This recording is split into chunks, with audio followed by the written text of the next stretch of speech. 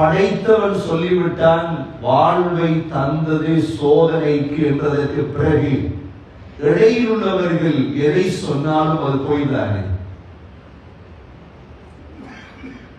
என்னுடைய வீட்டை கட்டியவர் சொல்லிவிட்டார், கட்டும் பொழுதே சொல்லிவிட்டார், இது 3 வருடத்தோடு இடிந்து விடும்.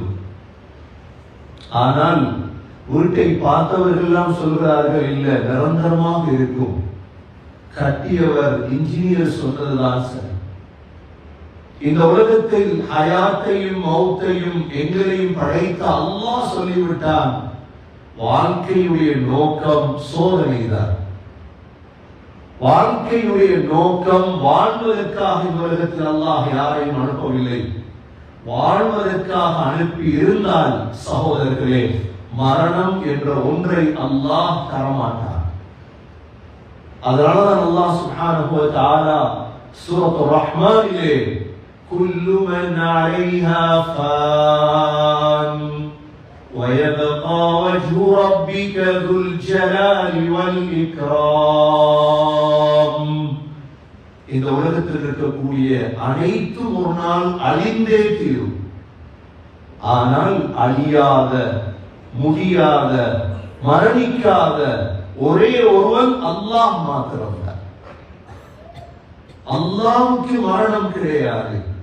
மற்ற எல்லாவற்றுக்கும் குல்லு ஷைஇன் ஹாலிகுன் இல்லா வஜ்ஹா, அல்லாஹ்வை தவிர மற்ற அனைத்துக்கும் மரணம் இருக்கின்றது. என்னிமிக்க சகோதர சகோதரிகளே, இந்த மவுத் வாழ்க்கையின் மிக முக்கியமான ஒரு கட்டம். வாழ்வு எவ்வாறு பிறப்பு எங்களுடைய ஒரு அத்தியாயமோ, இதே போன்று மரணம் எங்களுடைய ஒரு சரித்திரமாக மாற வேண்டும்.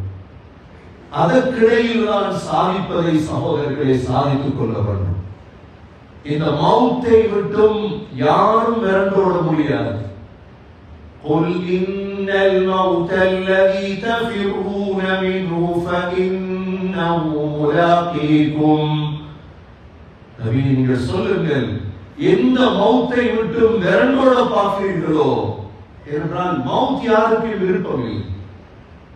மரணம் என்று சொன்னாலே அது ஒரு கசப்பு தான். ஆனால் அல்லாஹ் சொல்கிறான், நீங்கள் சந்தித்தே தீர்வீர்கள். மௌத்துக்கு ஒரு நாளும் பயப்பட தேவையில்லை, ஆனால் தயாராக வேண்டும். மௌத்தை பயந்து பயந்து என்ன செய்யும்? நாளை மௌத் வருமா, அடுத்த வருடம் வருமா, அதற்கு அடுத்த வருடம் வருமா, பயப்பட்டு பிரயோஜனம் இல்லை சகோதரர்களே, தயாராக வேண்டும். அதனால அல்லாஹ் قل إن الموت الذي تفرون منه فإنه ملاقيكم, நீங்கள் சந்தித்தே தீர்வீர்கள். மரணத்தை அடையக்கூடாது என்பதற்கு என்ன செய்யலாம்?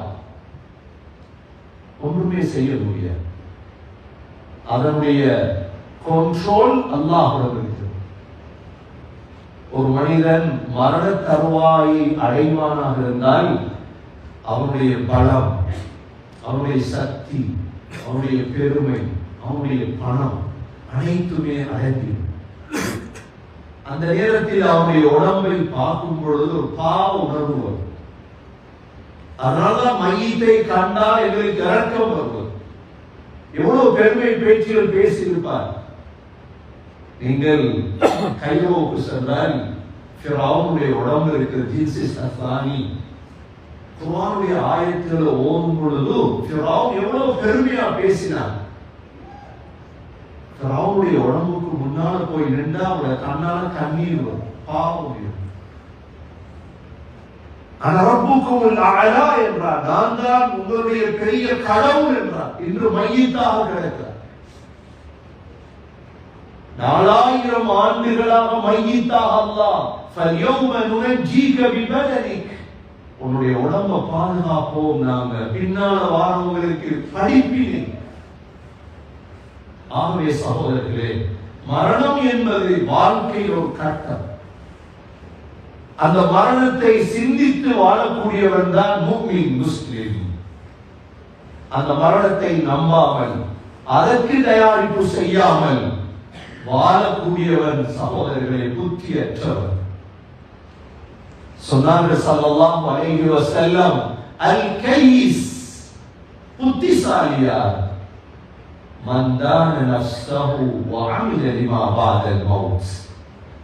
மரணத்துக்கு பின்னால் ஒரு வாழ்க்கை இருக்குதே என்று நினைத்து வாழ்கிறானே, இவன் தான் புத்திசாலி. மக்களோடு பழகும் பொழுதும், இபாதத்துகளிலும், ஈமானிலும், இஹ்லாஸிலும், முஆமலாத், முஆஷராத், அஹ்லாக் அனைத்திலும் எனக்கு ஒரு மரணம் இருக்கிறது. குல்லு நஃப்ஸின் ذائقத்துல் மௌத் وإنما توفون أجوركم إلى الله فمن زحزح عن النار وأدخل الجنة فقد فاز وما الحياة الدنيا إلا متاع الغرور. ஒவ்வொரு ஆத்மாவும் மரணத்தை ருசித்தே ஆகும். சகோதரர்களே, இதெல்லாம் குர்ஆனுடைய ஆயத்துகள். இவைகளை ஓதும் பொழுது உள்ளம் ஒரு நாள் பயத்தை அடைகிறது. ஒவ்வொரு ஆத்மா உலகத்தில் மௌத்தை ருசித்தே ஆக வேண்டும். ஆதம் அலைஹிஸ்ஸலாம் 1000 வருடம் உலகத்தில் வாழ்ந்தார்கள். 1000 வருடம். தனது மகன் ஷீத் அலைஹிஸ்ஸலாத்தை பார்த்து சொன்னார்கள், மகன் பழம் சாப்பிட விருப்பமாக இருக்கிறது. மகன் என்ன செய்தார்? பழம் பாப்பாவுக்கு வாங்கி வருவதற்கு வெளியே செல்கிறார்.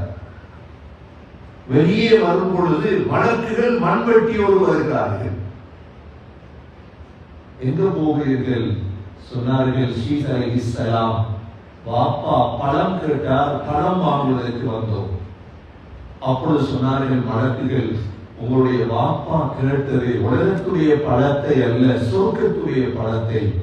அவருடைய உயிரை எடுத்து விட்டோம், அடக்குவதற்கு வருகிறோம். 1000 வருடம். ஆதம் அலைஹிஸ்ஸலாம், நூஹ் அலைஹிஸ்ஸலாம், நீண்ட நபிமார்களுடைய வாழ்க்கை.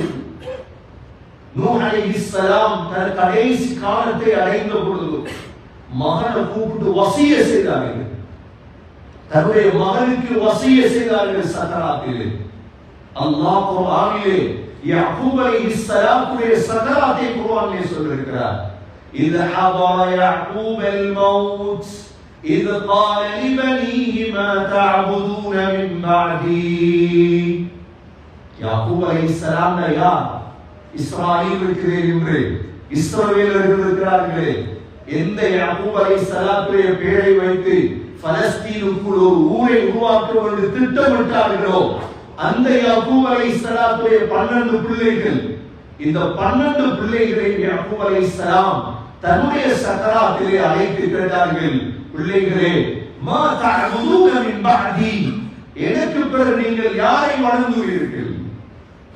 قالوا نعبد إلهك وإله آبائك إبراهيم وإسماعيل وإسحاق ويعقوب. இந்த இஸ்ரவேலர்கள் வாக்கு கொடுத்தார்கள், பாபா உங்களுக்கு பிறகு இப்ராஹிம் அலைஹிஸ்ஸலாத்துடைய ரப், உங்களுடைய ரப்பாகிய அல்லாஹ்வை இபாதத் செய்வோம். ஆனா வாக்குக்கு மாறு செய்தார். வாக்குக்கு மாறு செய்துதான் கல்லையும் மாட்டையும் வணங்குகிறார்கள் என்று. சக்கராத் சகோதரர்களே, மவுத் என்பது எல்லோருக்கும் உண்டு. ஆனால் மவுத்துக்கு பயப்பட தேவையில்லை, மவுத்துக்கு தயாராக வேண்டும். மவுத்துக்கு தயாராக வேண்டும். தயாராக கூடியவர்கள் புத்திசாலிகள். ஸல்லல்லாஹு அலைஹி வஸல்லமை விட உயர்ந்த படைப்பு உலகத்தில் யாரும் இல்லை. ஹஜ்ரத் மூஸா அலைஹிஸ்ஸலாம் அவர்களுடைய மௌத்துடைய நேரம், மலக்குல் மௌத் மனித தோற்றம்